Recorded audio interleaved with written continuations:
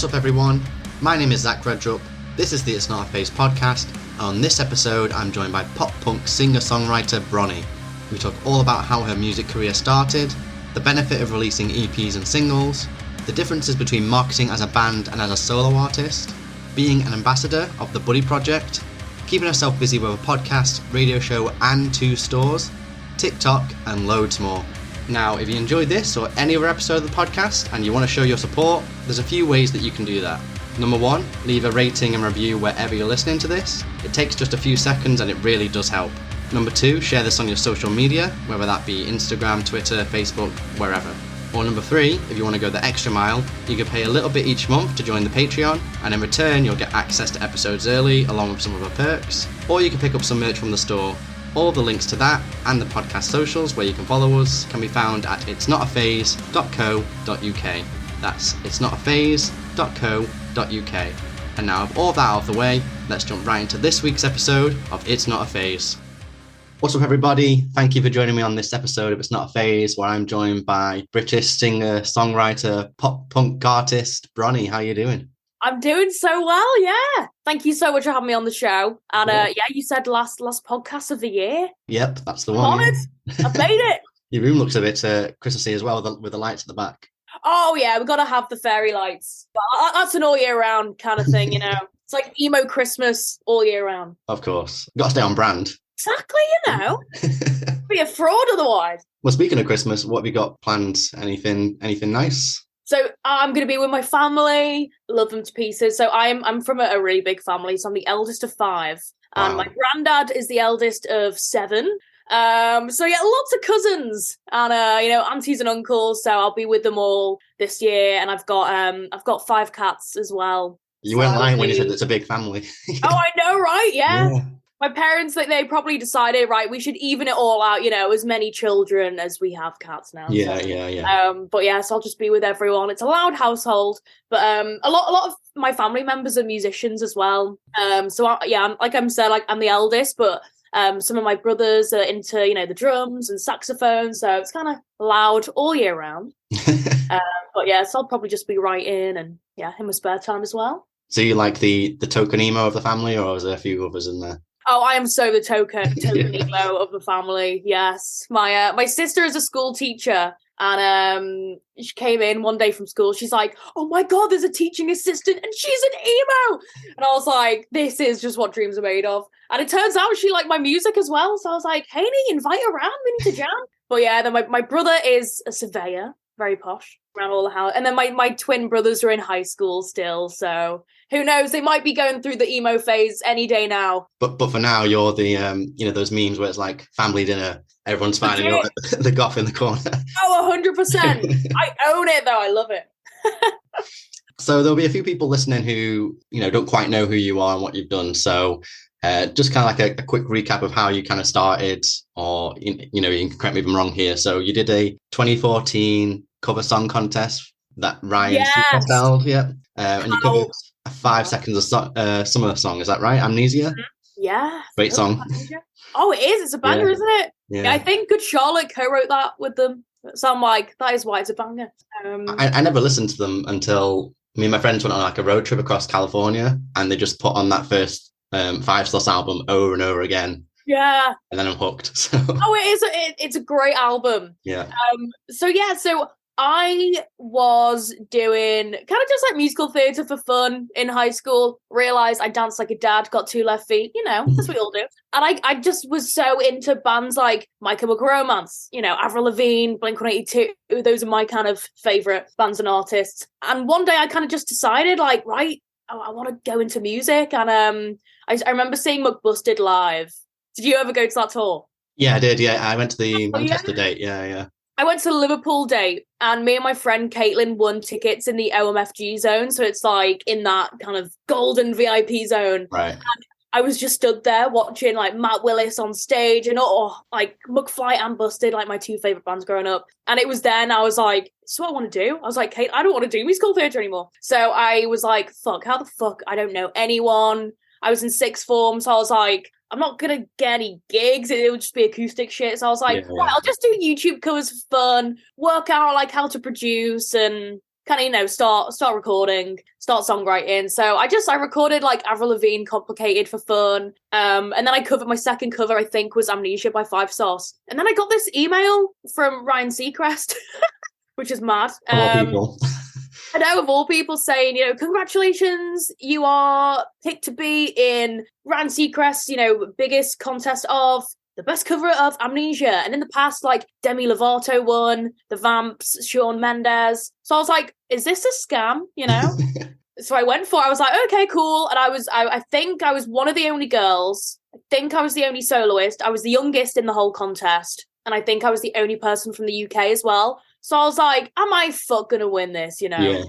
Anyways, everyone from Liverpool and the Wirral, that's where I'm from. No one's heard of the Wirral, but, you know, if you have, then Well, I like it. yeah. Everyone just got behind me. I was in the newspapers. Loads of people were tweeting out about me. And then suddenly, Louis Tomlinson from One Direction tweeted out telling everyone to go vote for me, which was just insane. I got so many kind of like One Direction fans from it without trying, which is great. Yeah. Converted them all into pop punk, you know. I ended up winning, and it was insane. And I met so many cool producers and songwriters. I went to LA, and from there, you know, I was kind of crafting songwriting more, getting more obsessed. And then I kind of left the whole YouTube cover thing. So I was like, I don't really want to be known as like a YouTube artist. It kind of just happened. Yeah. Like, you know, when people, they'll do like a fun TikTok cover and all that. Musicians, like, you don't really want to be known as a cover artist. So I was like, right, I kind of start to scrap them. And I was 17 at the time. No, 18. And I released my first single. It was called High School Sucks. Actually, no, fuck that. My first single was a Christmas song. So so I finished high school. I went to Paul McCartney's Music University in Liverpool for 1 year. Did like all 3 years in one. And one of the assignments was to release a Christmas song. And that was Modern Day Christmas. And then from that, I released like High School Sucks, all these other songs. And then I got my first tour when I was 19, 20. And then since then, I've been able to tour with like Neck Deep, even Little Mix, which is just crazy. That is strange, but good on you. Yeah, so cool. And like so many artists and bands, and I've been able to do headline shows kind of all over the world. And, you know, my fans, I released a song, Scream, last year, and it was #1 in the rock charts in loads of different countries. So, and all independent. So I have the fans to thank for that, for sure. Yeah. But yeah, that's just a little bit about me. Yeah. A brief overview of the career so far. Yeah, sorry, I was literally giving you my whole life story then. I literally, yeah, all my friends, they'll ask me a certain question and it's like 20 minutes later and they're like, Bronnie, shut the fuck up. Yeah.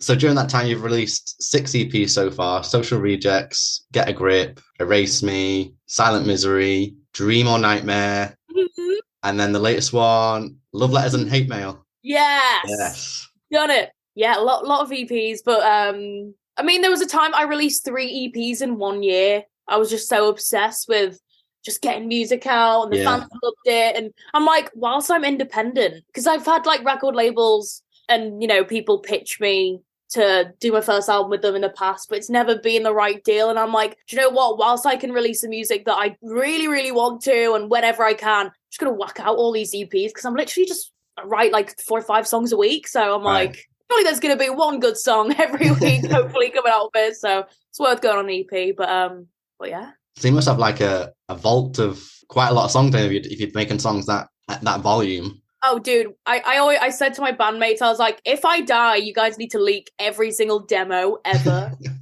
Yeah, but it's quite a cool feeling, because like 2 years ago, I made a playlist of all like the top 20 songs I would release if I had an album, like, and then, you know, release as a 10-track album. And I was like, these are the best songs ever. And 2 years later, none of those songs have made it on what I thought was going to be my first album. So it's kind of a good feeling. It's like, okay, I know that, you know, it's paying off and writing so much. Because I read this interview that Ed Sheeran apparently writes 2 to 3 songs a day. That's a lot.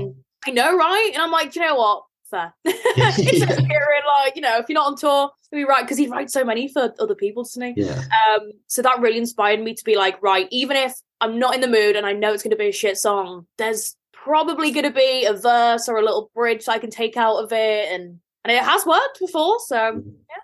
Well, that's quite good. Do you think it's because you think, you know, from that point to the next you've improved as a songwriter, or do you think it's because you're kind of taste on what a song is good or not good has changed, or is it a bit of both, do you think? I think it's changed. Like when I first started writing, I was like a teenager releasing music. Do you know what I mean? So it's like, of course, it's gonna be cheesy songs. Like, yeah, we're the social rejects, man, and like singing songs about how high school sucks. Like, come on. And now, like, obviously, I've matured. I'm in like my like early 20s, and yeah, no, I think my songwriting has, got better.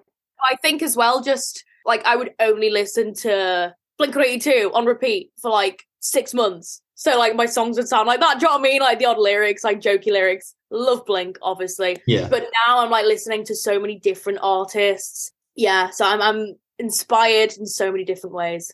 Yeah, from all these like different directions, different avenues. Like you listen to different genres. Like I didn't know you could do that in music, and now I can kind of bring it into what I do. Oh, totally, yeah. And I guess like even when I was a teenager, like early 20s, when I first started touring, like I still looked really young, so I wasn't getting like big pop punk gigs, like because you do want like think of like the average pop punk fan. They're like elder emo kind of vibe, like they're gonna feel weird going to like a 19-year-old's gig. Do you know what I mean? Like, I'm going to a teenager's gig.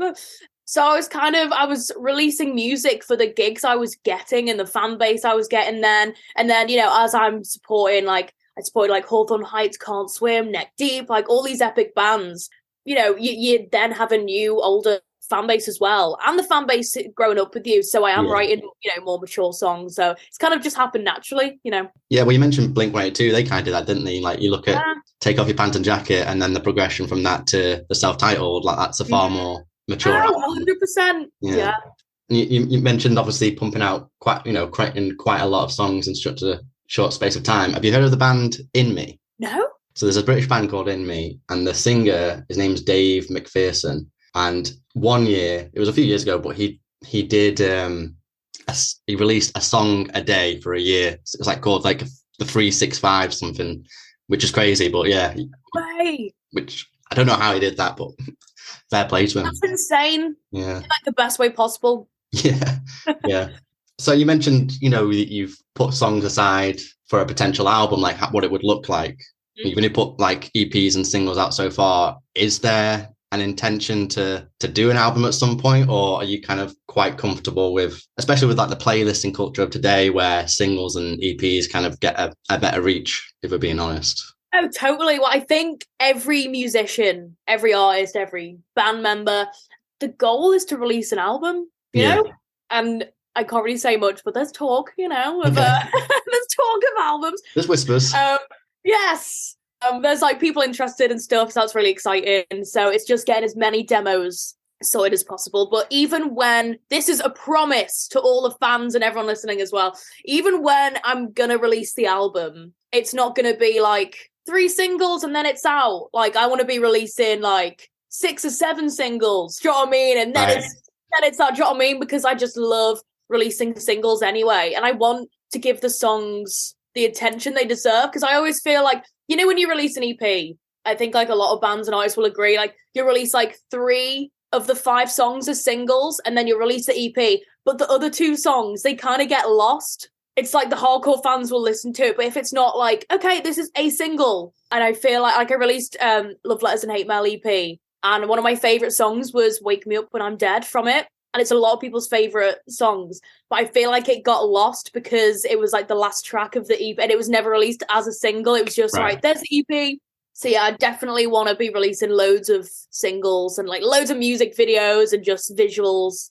The band Sleep Token, for their first album, they released each song as a single. I think they released a song a month, and then the whole album was out after 12 months. So that's perfect. And that worked well for them. So you can try that. 100%, I will. Or maybe you can, incorporate your musical theatre background, and you could do some kind of opera kind of thing, like American Idiot, Black Parade. I know, right? Oh my God, I need to. Like, look at one of my favorite artists as well is Alanis Morissette, and she's got a musical out on Broadway. Yeah, and Green Day the musical. So many musicals. Wow.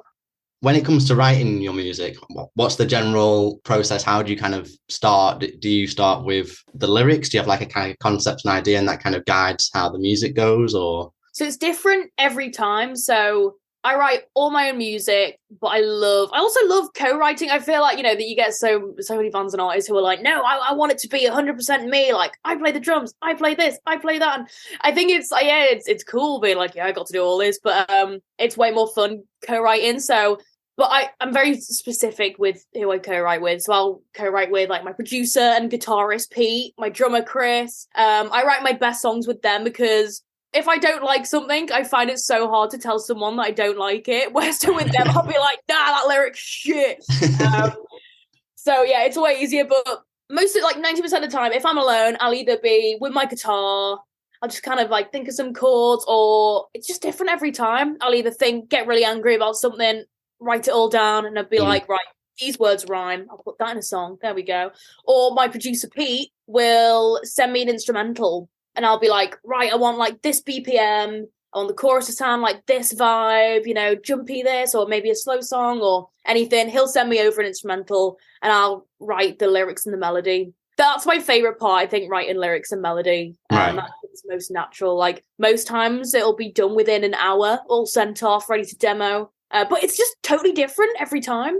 And I guess you could use some of the demos you've got kind of locked away that maybe you didn't want to use on a particular song, and then you can like kind of bring it back saying, oh, it actually kind of works with this instrumental. Oh, it's happened so many times. So Pete sent me an instrumental, and as soon as you listen to a song and you just want to show it to everyone, I was like, oh my God, I literally went on a live. I'm not even meant to. My manager was like, what the fuck, Bron?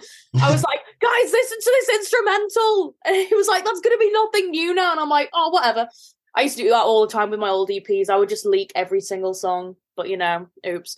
But yeah, so he sent me an instrumental and I was going through all these old songs and I was like, oh my God, the chords he created, the chords he used in this instrumental go with this song I wrote in like 2017. The whole structure, and it's the same key. So I literally just plonked it onto that song, sang over it, and I was like, this is the best song ever. So that was a really cool feeling. But no, I always make sure that I go through old demos as well to, find any good lyrics or pre. Yeah. I guess that helps as well if, whenever you get those kind of moments where you have like writer's block, because that kind of like helps make things a lot easier for you. Writer's block should be illegal. It's like when it was COVID, it was like, yeah, 2 weeks. Everyone was like, yeah, 2 weeks off. I was like, I'm going to write so many songs. Writer's block. As soon as COVID happened, writer's block. And then it was like, yeah, it's going to be like a month or two. And I was like, oh, I can't tour. This fucking sucks. But I'm going to do so many new songs. Yeah. Writer's block. Sucked. But yeah, I think it was kind of like halfway through lockdown when like no one really knew what day it was. It was kind of like the in-between of like Christmas and New Year. Everyone's like, what is life? My brain was so mashed. And I was like, fuck it. And I just wrote songs. Got over my writer's block eventually. But yeah, writer's block does suck. Obviously, you're like a solo artist and, rightfully so, you market yourself as such. But obviously, you have like a live band with your session musicians. Do you find, in terms of marketing yourself as a solo artist, is easier than if you were because I think, didn't you, towards the beginning, market yourself as a band? Yeah, so I was always a solo artist. And then Chris and Pete being my session, but it feels so weird to call them a session band. It's like, they are my band, do you know what I mean? Yeah. For years. And we started, because we were always doing things like so much together, we were like, oh, let's just market it as a band, but it's still me, like. And then the funny thing is, and it's like, this is why like I went off it, because I was like, this is like misogynistic. Oh. But as soon as we marketed ourselves as a band, I was getting on all these gigs, all these festivals, because it was like 2 dudes in the band.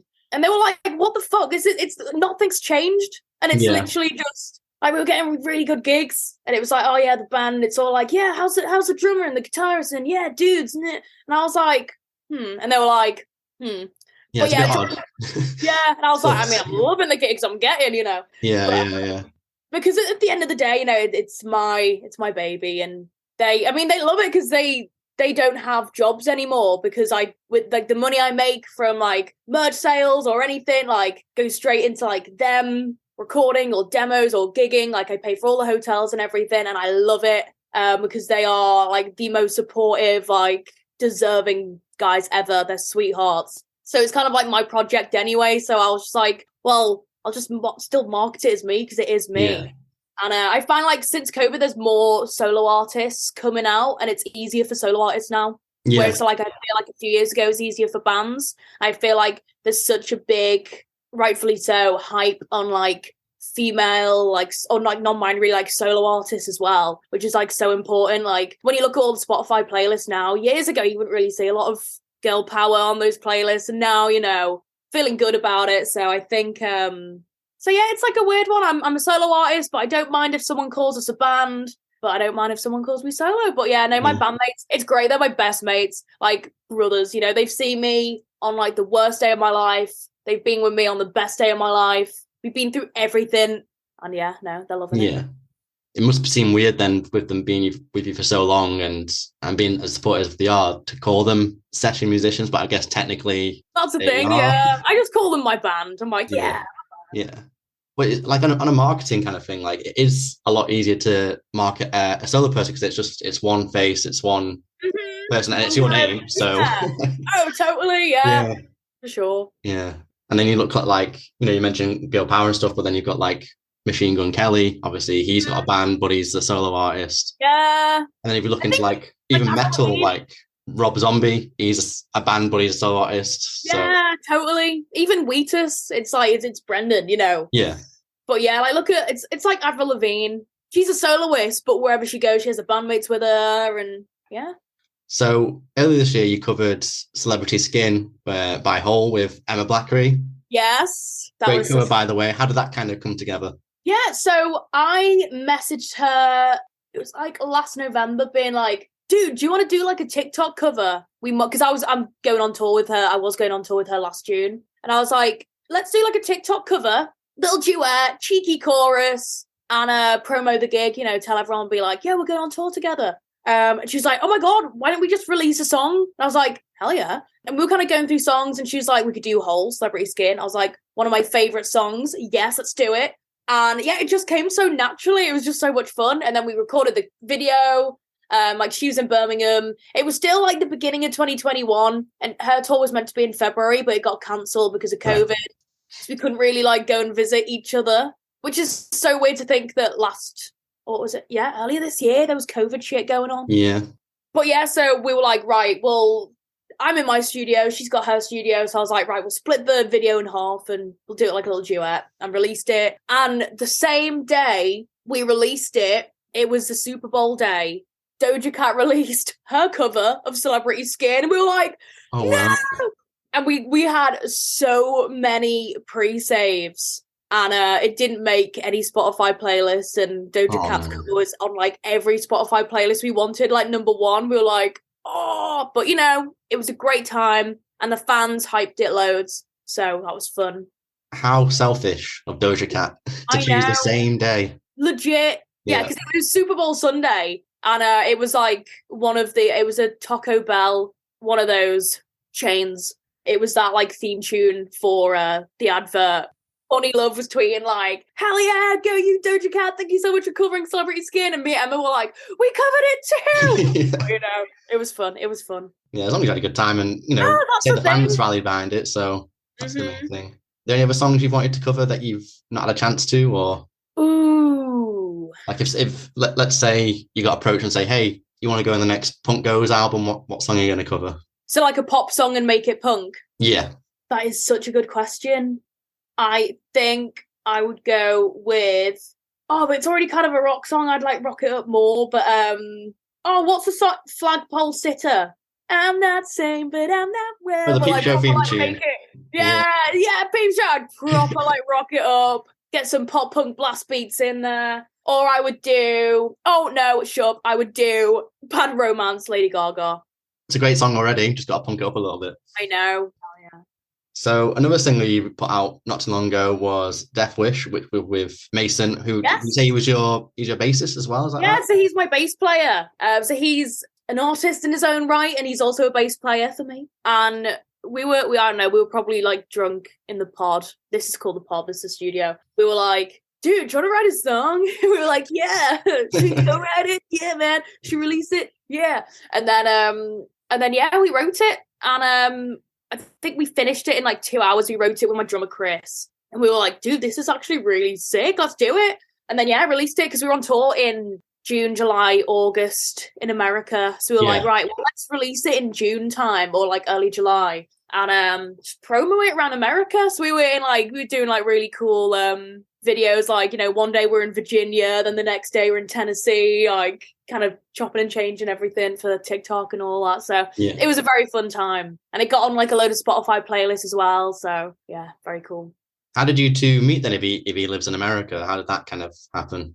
Yeah, so we met on Twitter, and so he was in his old band called A Summer High, and they were playing with like Plain White Tees, Warped Tour, did some really cool shows, and I shared one. They asked me to share their music video on Twitter. I was like, yeah, dude, because I loved it, and we got talking, and then I was at Warped Tour summer 2018, and they were playing too, so we hung out, started chatting. They were going on a US tour December 2018, and I was going on a UK tour and Europe February time. So we were like, let's do a tour swap. And they were like, we'll take you on our tour in America and you take us on your tour in UK and Europe. And that's how it all began. And then that band ended during COVID. Very sad. But he kept going. And he's been releasing his own music. Nice.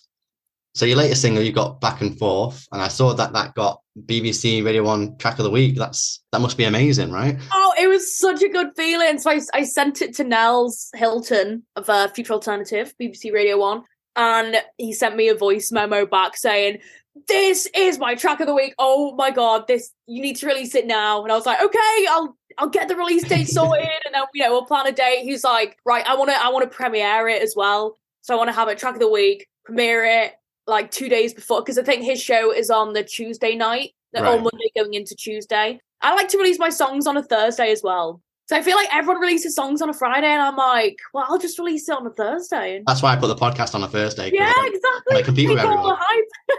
Yeah. Great minds.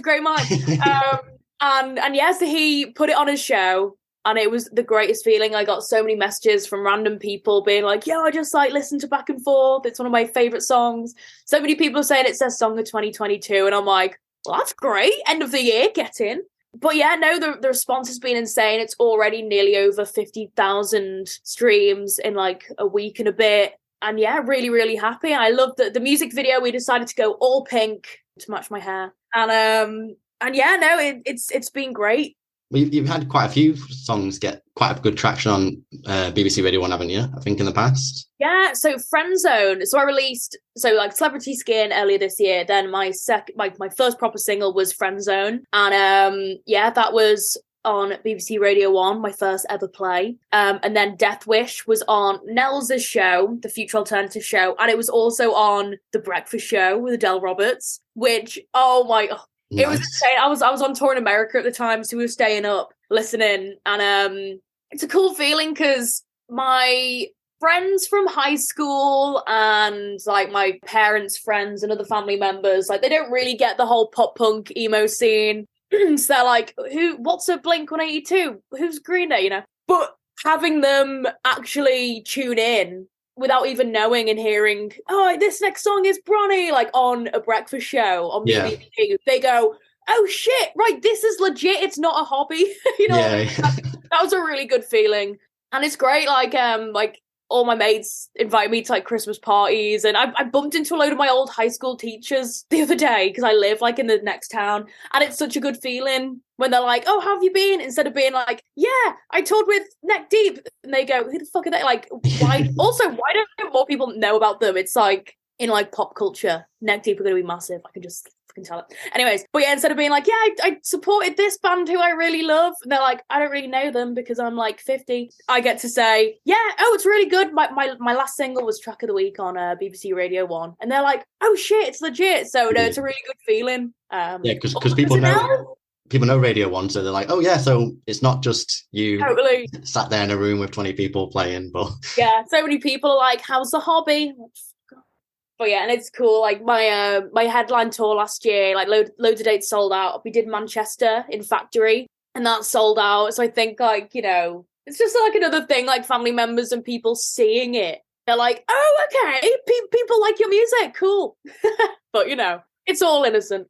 It just shows that you're reaching different audiences as well, which is great. Mm-hmm. Oh, totally, yeah. Yeah. I love touring with like loads of different bands. Like, I mean, I literally used to tour like when I couldn't get on big gigs because I was still like a teenager, but I was still like pop punk. I would literally tour with anyone. I would tour with boy bands, and I would like. I know it sounds so lame, but I'd go, challenge accepted. I know there's gonna be some emo fans in there, and I did a gig in Birmingham, my first ever gig in Birmingham, and I then announced a show like a few months later in Birmingham, and 95% of the crowd from that pop show I played at went to my show. They all had piercings, they all had coloured hair, they were like, you got us into like Avril Lavigne and pop punk and all that, so it's like a new generation. So it was such a cool feeling being like, right, I used to play to all these pop fans, and now all these fans have grown up with my music and they're into like Neck Deep and, you know, like new Avril Lavigne and all this. So it's like, it's a cool feeling. And that's why I like touring with loads of different bands, because I'm always like, I know there's going to be future emos in this crowd. Like, even if you just convert one fan, that's like a new fan coming to your show. Totally. And it's just having that connection with them as well. It's great. It's cool. And pop punk's not that far away from pop anyway. Like, back in the day, were like Busted, McFly, Son of Dork were all, you know, huge. They were like some of the biggest names on the radio. It's pop songs that are heavy with a badass guitar riffing. Fuck the middle eight, just do a guitar solo. It's a pop punk song. And that's why you get like the new generation looking to Machine Gun Kelly or Jaden or whoever Travis Barker's working with, basically. Oh, totally. Yeah. The list of a million people. I say that, I'm like, I would fucking kill to work with Travis Barker. I think anyone would. Yeah, even people that I think shit on him working with everyone. It's kind of like when they were doing it with John Feldman, because he was producing everyone as well. It's like if you're in their position, if you're Travis Barker, like, why wouldn't you? And the thing is, Travis Barker, right, he doesn't need to be working with all these artists. He's like a multi-millionaire. He's in Blink-182. He's playing for Machine Gun Kelly, all these bands. He doesn't need to go out of his way to blow up another artist and all, but he's doing it because it's a scene. And I think a lot of people, it's this argument is so hard because it's like, right, Machine Gun Kelly came from rap, and people are like, oh, he's trying to do the whole pop punk thing now. I'm like, okay, but all these rap hip hop fans are now being exposed to pop punk and are now probably getting into Blink-182, all these pop punk, and it's making the scene bigger. Yeah. So it's kind of like when Lil Wayne toured with Blink-182, everyone was like, what the fuck? It's like, well, yeah, but like there's going to be a load of like new like Lil Wayne fans getting into Blink-182 who then might get onto like in Green Day, Sum 41, getting old school, and then being into all these new artists and all that. It's great for everyone. You know what I mean? I mean, you don't have to like Lil Wayne. You don't have to like Machine Gun Kelly. That's fine. You don't have to watch or listen to them. But you can't deny what they're doing for the scene. And it's like the saying says, a rising tide raises all boats. So it's helping everyone in the scene, including bands that people like. Yeah, 100%.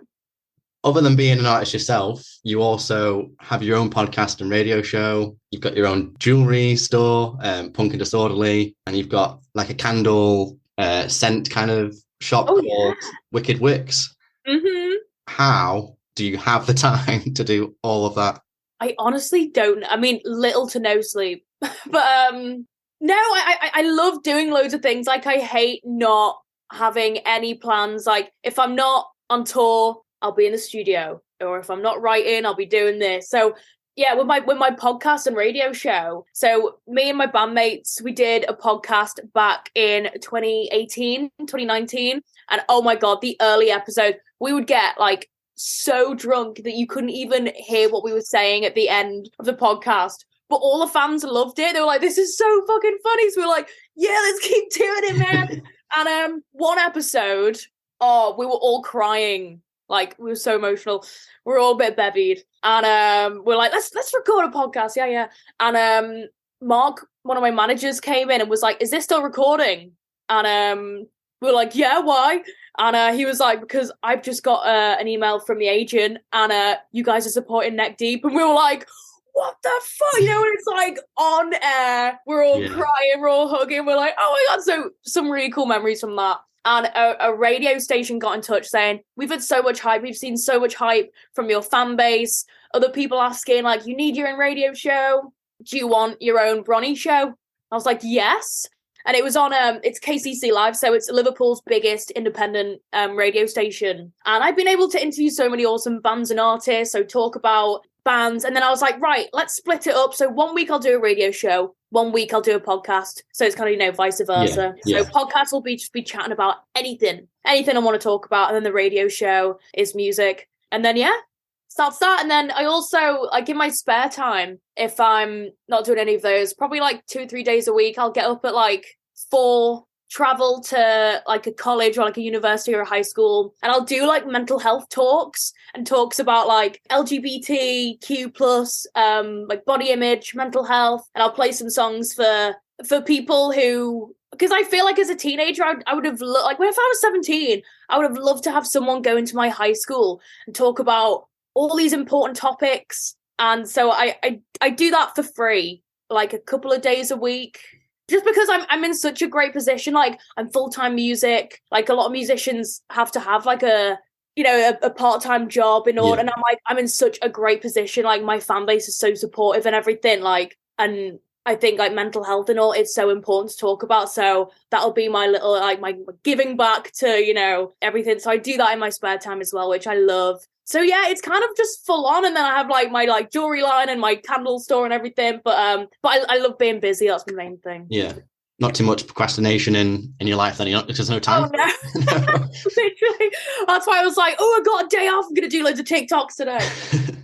Well, speaking of TikTok, I know you kind of got quite a lot of attention on that during COVID. I guess that kind of gave you the time to kind of focus on it a bit more. How have you been finding, because I think TikTok over the past couple of years has grown into such a great discovery tool for musicians like yourself?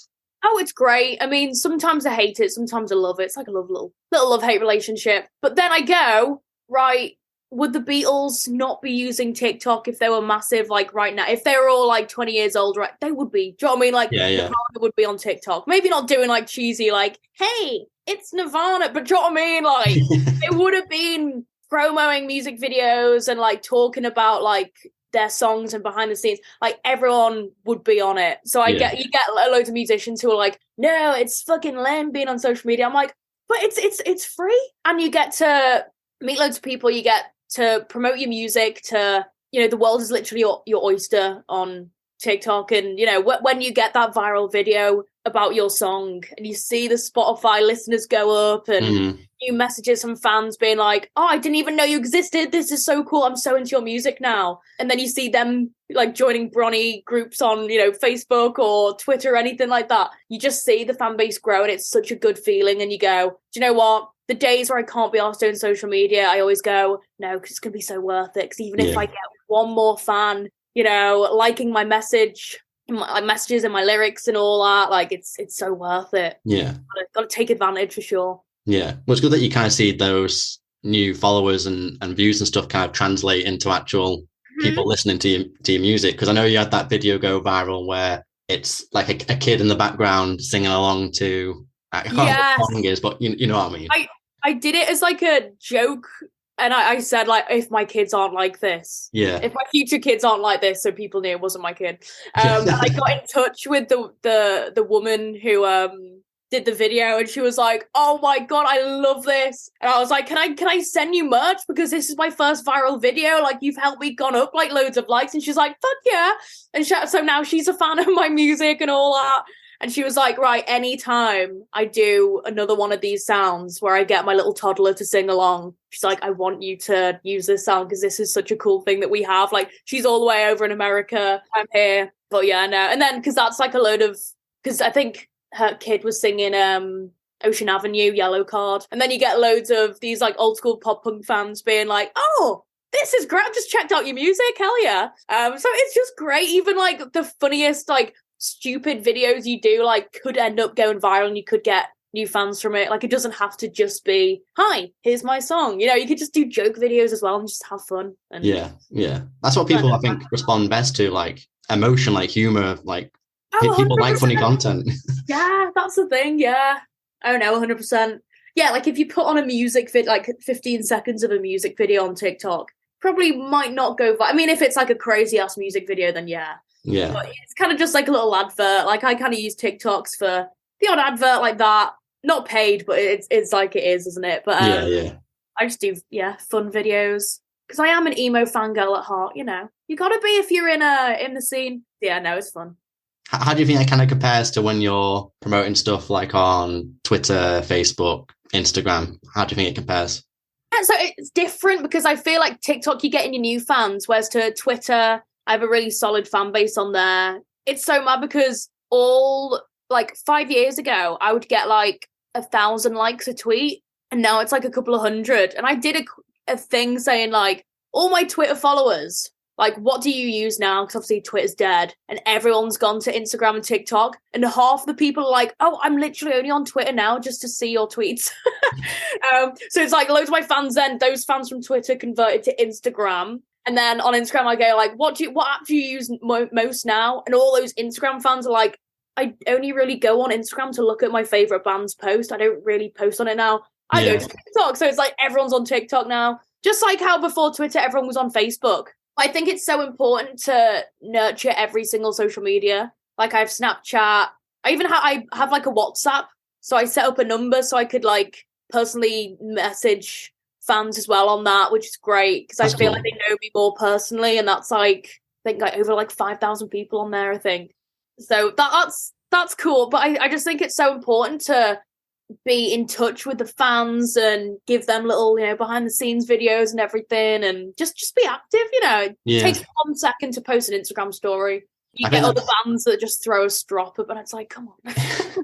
That's what some bands don't quite understand. Like if you're going to a band and you want to kind of take it seriously, then you've kind of got to be not just a band member, you've got to kind of be like a social media manager and everything else that comes with that. Oh, 100%. Like back in the day, like interviews, just say like part of David Bowie's career was music and all that, but a lot of it was interviews and being interviewed. Like a lot of that now is Zoom interviews. Hello. But like even things like on social media, because it's promo. So like promo would have been part of social media would have been part of promo back in the 80s. So he would have been doing interviews, TikTok probably. Not being like, hey, I'm David Bowie. Here are my top 10 fucking David. Do you know what I mean? It's not going to be that. But that's the thing. I feel like so many people think that social media's got to be cheesy to use it. It's like, nah. I mean, it can be, but you don't. It can have to be, yeah. But you know. Yeah. That's why I was kind of initially kind of apprehensive with going on TikTok myself. But I love your TikToks. Whenever they go on my view page, I'm like, yes, love it. Thank you. You mentioned before the whole doing this like little mental health kind of talks and stuff like that, which I didn't know you did, but I do know that you're like the ambassador for the Buddy Project. Yeah, so a few years ago, they asked me if I wanted to be the ambassador, global ambassador, which is pretty cool. Yeah. Buddy Project is such a good organisation. It's like a pen pal, but they pair you up with someone. So you sign up to this website, you type in all your hobbies, like your age, like where you're from, bands you're into, and they'll pair you up with someone similar to you from like around the world. And no, it's great. And you get fans that like literally fly across the world to hang out at like a Blink concert or like something like that. And it's like, this is so cool. And it helps nearly 500,000 people. And yeah, no, it's great. So in the past, I've lost people due to mental health, and I've struggled with depression and anxiety. Like just before COVID, it was really hard. And I was just like, I don't want anyone to ever feel like this. I don't want anyone to feel alone. And the people that I lost, I'm like, oh my God, no one knew. Do you know what I mean? Like they didn't speak to anyone. And it's so important to especially let the younger generation know that it's not lame to talk about how you're feeling. You know what I mean? It's not embarrassing. Yeah. We all have shit days, don't we? We all have great days. Our life can't be a perfect movie 24/7. So yeah, I don't really go on about it because I don't want people to be like, think that I'm like, oh yeah, look at me, I'm so amazing. Yeah. So I just keep it on the down low. But no, to me, it's really important to go in and unis and colleges to talk about mental health and body image, and because some people are brought up in households with parents that would never support them if they came out, you know. So it's like just saying like there are people who will chat to you about it, you know. You can speak about it. It doesn't have to be to your parents, and you don't owe them anything. You don't need to. Do you know what I mean? It's like you do you, because that's another big mental health that can really impact your mental health and body image, and just respecting everyone, you know, around us. So I think it's really important. Yeah. Yeah, I think some people are just kind of like apprehensive to talk about their mental health. And I think sometimes, even though social media is a great tool, it also doesn't kind of help because they're looking at, these Instagram feeds and stuff. It's an edited lens, isn't it? People are only showing like the highlights of their life. So you're looking at these people like, oh, look at how pretty they are, or look how all these cool things that they're doing. But that's the thing. You're so right. Because social media, it's everyone's highlight reel. No one posts the boring day-to-day stuff of like, all right, guys, just brushing my teeth. Hello. Feeding my cat. And it's like, it could be so easy to get caught up and be like, oh my God, my life isn't as exciting as a Kardashian. And 9 times out of 10, all these social media influencers, they don't even look like that in person because they're all using filters, aren't they? So, yeah. And sometimes they're using, several different filtering apps. Mm-hmm. Oh, like I got to a point where, when you're using like Instagram filters, and I'd be like, oh, I look like ass today, I'm just going to use a filter. I got to the point where I couldn't not use a filter because I was like, ew, I look like that in real life. And I was like, oh my God, this has got to stop because number one, every time I'm looking in the mirror, I'm like, oh my God, I don't have airbrush skin. Obviously, that's not going to happen. No one does. Exactly, no one does. And then I'm like, oh my God, I have like so many people like looking up to me and following me on social media as well. I cannot be here like posing with like an Insta filter on because it makes me feel like, oh yeah, I look like a Kardashian in this. I'm like, that is just so fake. And I was like, oh my God. And I feel like there's so many people using less filters. Yeah. Just like on Insta stories and TikTok. Because it's like, oh shit, because there was a time where everyone was using it and you'd kind of just forget. Because it's like, well, yeah, it's obvious I'm using a filter. Yeah. You like see on this is the effect. But then if like a teenage girl doesn't see that and goes, oh my God, they look like that. Well, I don't look like that. Do you know what I mean? It's like, oh my God, it could be dangerous. Do you ever feel like kind of like a burden of responsibility then because obviously you've got like a platform and you've just mentioned then like you try and avoid using filters on stories and stuff because you don't want to kind of portray that that's how you always definitely look. Do you know what I mean? So my fan base is mad. So I have literally like 70-year-old dudes that turn up at my shows. And then I have like 15-year-old fangirls from TikTok. It's great. And then my average fan is like mid-20s emo. But with that, it's like there's like literally like there was 2 50-year-olds at my gig and I was like, oh, do you have anyone here? They're like, oh no, we like our kids are at home. Like this is our night. Like we're a fan of you. Do you know what I mean? And there's granddads that literally have gotten their grandkids into my music. And have like, because I thought it'd be the other way around, like a grandkid being like, Grandma, can you take me to a gig? But it's like, no, this old dude who's like, I got little Sarah into your music and all that. I know it's great, but it's such like different fan base. But I think with the younger fan base, it's really important to even people, because I look up to people who are my age as well. Do you know what I mean? So I think it's just really important to be transparent and just be like, this is me, on social media. Don't get me wrong. If I'm looking like a dog's ass, I'll be using an Instagram filter one down the story, but Yeah. That must be quite crazy to have that kind of spectrum of fans though. Like, I don't know, having like a 50-year-old turn up and saying, play High School Sucks. Literally, it's so cool though. Because like all of these people, they were like punks back in the day, you know what I mean? Yeah. Like all these old dudes, it's like, yeah, you would have gone to see like the Sex Pistols and people, like, do you know what I mean, back in the day, and it's so cool that it's like you're choosing like to go to my gig. Yeah. So many cool gigs. So yeah, no, it's a pretty cool compliment.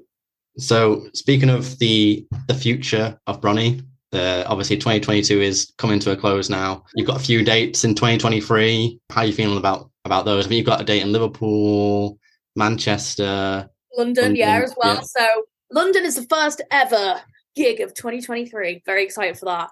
That is so Nels Hilton from BBC Radio 1. He is doing his own promotion kind of company night. Like, I guess, yeah, he's a promoter now as well. And he is coming together with Scruff the Neck, the record label from Manchester, to do a London gig. And he asked me if I wanted to headline it. His first ever one, which is just a massive deal, which is so cool. We've also got Tova playing and Alien Blaze. So that is the 8th of February. Tickets from £10, I think. And then on the 11th of February, we have my Liverpool gig. And then Manchester is 22nd of April. And then 29th of April, I'm playing Teddy Rocks Fest. Really excited about that. And then I've got some other festivals to be announcing very soon. But yeah, very stoked for it. Cool. What else have you got planned for 2023 then that you can talk about? So there's obviously going to be new songs, Yeah. I'm going to finish off an EP and then I want to do an album. But it's so hard because I'm currently choosing all the songs I want to go on an album. So I'm like, oh, but I need to do this EP, but I don't want to put any shit songs on. So it's like maybe the rejected songs that are still good enough to be on the album, but aren't good enough, if that makes sense. Yeah. Those are on the EP. But yeah, exciting.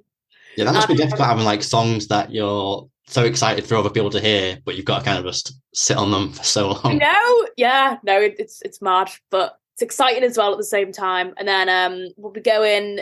We have I can't announce anything, but I'll be in America next summer, and there's like tours that are like 50-50 and all that. It's like I really want to announce things, but I can't. But yeah. Yeah, and like I said, it must be just so hard to bite your tongue as well, like with announcements as well, because I know, especially because it's me. I'm such a loudmouth. I can literally talk for days, as you now know. But yeah, like I said before, I just leak all my. I'd be like, I'm releasing an EP in like 2 months, and then I'd like be too excited, and then that night I'd be like, guys, do you want to go on Instagram Live and I show you every song? And my manager's like, oh my god. But yeah, no, it's hard. Well, yeah, it sounds really exciting. Thanks for joining me. I'll let you go and enjoy the rest of your day. Have you got any final words, anything you want to say, anything you want to plug? The floor's yours. Yeah, well, I want to say thank you so much for having me. This has been such a fun interview. Not even like an interview, I feel like it's just like two mates chatting. Love it. Always the best kind of podcasts. And I just want to say, anyone who is into, I guess, I don't know, Avril Lavigne, bit of Blink, bit of just good pop punk music. Hopefully you dig my music. I'm on Spotify. Bronnie, Bronnie, and then all my socials are Bronnie Music, TikTok, Instagram, and yeah, feel free to DM me if you've listened to me on this epic podcast. Thanks very much, appreciate it, Bronnie. Enjoy Christmas, New Year's. Hopefully I'll see you at a show soon as well. That'd be cool. 100%. Awesome. Right, and that's it. Thank you so much for listening. If you enjoyed the episode, please consider supporting the podcast in any way that you can. We have a Patreon where you can get access to each episode a week early, along with some other perks, a merch store, or you can leave a review wherever you're listening to this. You can also follow me on social media or subscribe to the newsletter where I'll send out each episode to you via email, along with regular playlists. All of this can be found at itsnotaphase.co.uk. That's itsnotaphase.co.uk. Thanks again for listening, and remember, it's not a phase, it's a lifestyle.